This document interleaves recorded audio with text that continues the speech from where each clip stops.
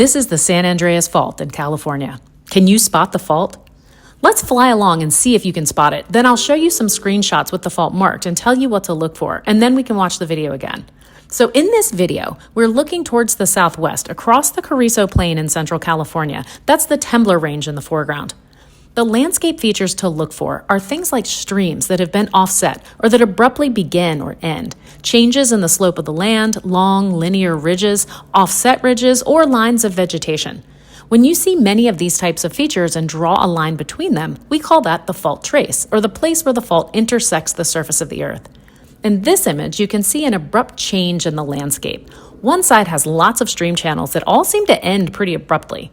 If you connect the place where they all end, that's the fault trace. In this image, you can see one stream that just seems to start, and then another stream that looks like it moved to the right.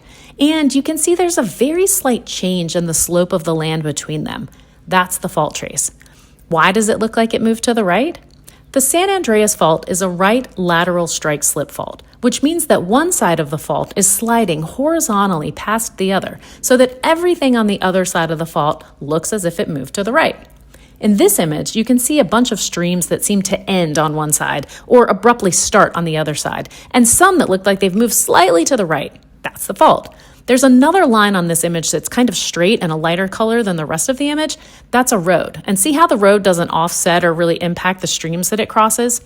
Okay, now let's watch the video again and see if you can spot the fault.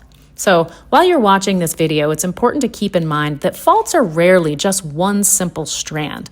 They're fault zones. These fault zones are broad zones of deformation with many fault strands and areas of crushed and deformed rocks, and some fault zones can be many kilometers wide.